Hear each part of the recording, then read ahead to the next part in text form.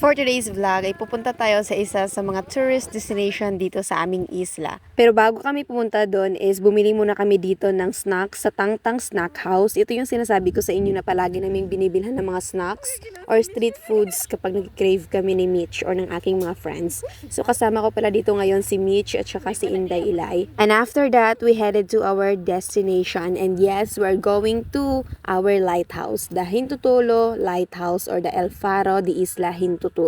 Actually, dalawa yung way papunta ng aming lighthouse pero mas pinili namin dito sa bukid para shortcut siya, though masakit lang sa tuhod. Oh my gosh guys, ang taas ng aming nilakbayo.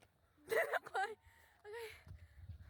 And this is our destination guys. Dito tayo pupunta. Itutour namin kayo dito sa aming lighthouse. Habang naglalakad kami pataas ng bundok, yun yung aming view guys. And here naman kami, naglalakad pa lang. Ito yung bubungad sa amin guys. Yan yung the other way at dito kami dumaan sa may bundok. At saka pataas naman sa lighthouse, ito na ang aming dadaanan. And nagka-crack na nga yung ating dadaanan guys because this lighthouse was built during Spanish era. That was way back 1800s. At dito kami nag-photoshoot guys ng Dibuko. That was 2 years ago. As in exactly dyan talaga. And if nasa tuktok ka na talaga ng bundok guys, malapit na talaga sa lighthouse, this is the view. Makikita mo yung overview ng buong isla. And this is our lighthouse na super ganda. Kahit na sira-sira na yung paligid niya, super ganda pa rin niya guys. At nakatayo pa rin hanggang ngayon, super tibay talaga. Bago tayo mag-tour around guys, mag-energy check muna tayo. So kinain na muna namin dito yung mga snacks na binili namin guys. Meron kaming soft drinks, hamburger, footlong, at saka french fries. Yun lang naman yung mga binili namin. Ito talaga yung gusto kong gawin guys, yung pupunta ka sa isang tahimik na lugar, especially nature. Itong mag-hiking, pupunta sa mga parola, ganito kasi yung makikita mo is pure green lang, tapos super tahimik. Kaya naman gustong gusto ko talaga ditong pumunta. Kasi matagal na simula ng huling punta ko dito guys, and that was 1 year ago simula na nag-college ako, hindi na ako nakapunta dito. And also, ito din yung gusto ko na way of bonding kasi feel ko the attention is sa isa't isa lang talaga, hindi kayo nagsi-cellphone at focus talaga kayo sa pag-uusap-usap guys at kawawa na naman kung sino yung taong matatapik, charing lang. So habang nga kumakain is narinig namin yung ugong ng motorbike ng aming pinsan kasi ipapasyal sana namin siya dito pero kami yung nauna kasi super tagal nila kaya naman sabi ko sa kanila the beach is mauna na kami dito.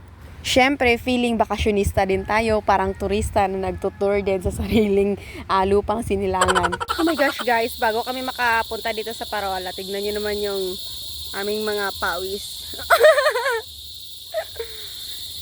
So, tapos na kaming kumain guys. So, let's start our tour in our lighthouse guys. And first of all, nandito tayo syempre sa bukana ng ating lighthouse. At first na ipapakita ko sa inyo guys is their flagpole. Yes, hindi lang tayo yung nagpa-flag ceremony guys. Dati nagpa-flag ceremony din sila.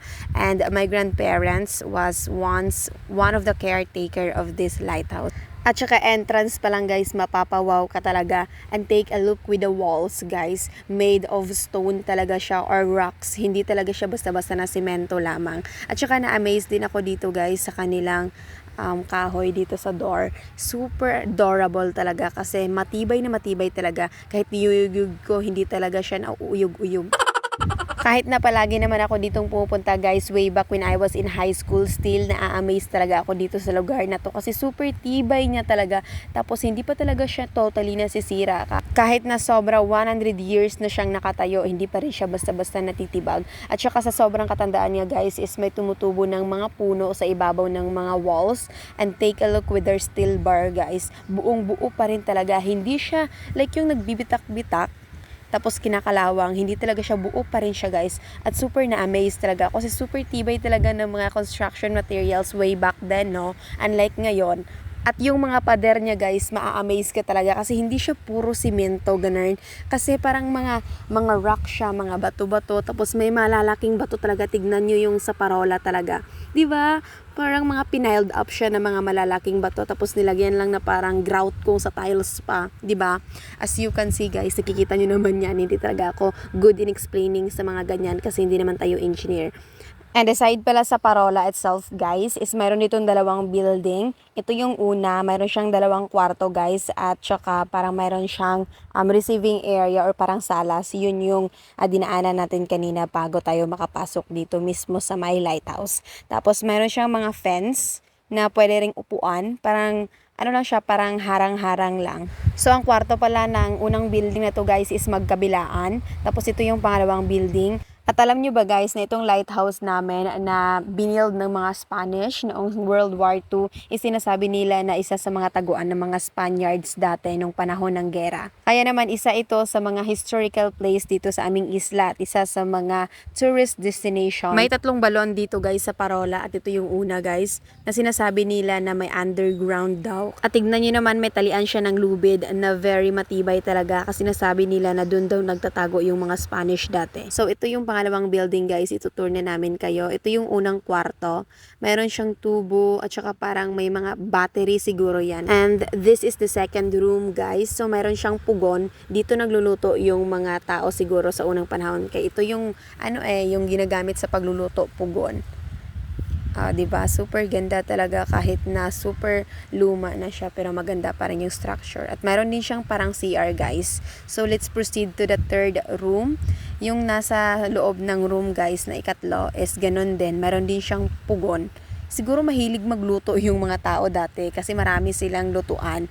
At saka sa ikaapat na room, guys, ito yung pinaka-last na room, ay pugon din yung nasa loob. Super mahilig siguro silang magluto dati. Tapos mayroon din ditong CR, guys. Ayan, may CR. Lumang-luma na siya tignan pero super ganda pa rin hanggang ngayon, hindi kumukupas. At nakabakod pa lang lighthouse na to, guys, at mayroon siyang gate. Tapos sa labas nito ay mayroon siyang separate na CR. Ayan, guys. So marami ng damo kasi super tagal na at hindi na na-maintain. Pero super ganda pa rin talaga nito kahit na hindi na siya naaalagaan o napapabayaan na siya, super ganda pa rin. At ito yung pangalawang balon, guys. Sa tignan nyo naman, mayroon na siyang malaking butas kasi parang minamaso na siya or minamaratilyo. I don't know kung ano yung kinukuha nila dito. Kasi sabi daw nila dito daw is maraming ginto.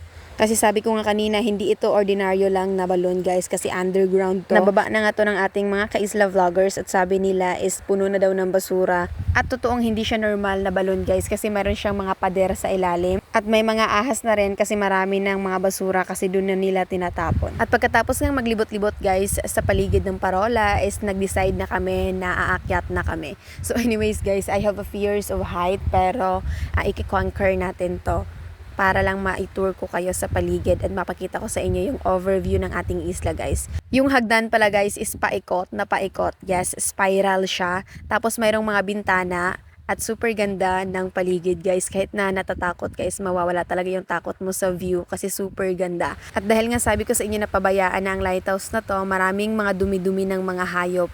Mabaho siya actually pero okay lang. At least makapunta tayo sa ibabaw. Ayan, may mga ipot ng kambing siya, guys.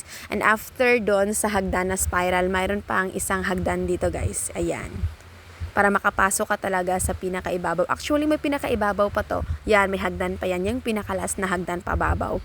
Pero hindi na pwedeng pumunta doon kasi parang nakalock yun. Kasi doon nakalagay yung ilaw nitong lighthouse, guys. Kasi tuwing gabi is kumikisap-kisap to. Mayroon tong ilaw kasi isa ito sa mga nagsisilbing guide or gabay ng mga mangingisda para hindi sila maligaw. And this is the breathtaking view, guys. Makikita mo talaga yung whole overview ng island. So worth it talaga yung tuhod nagakurog-kurog.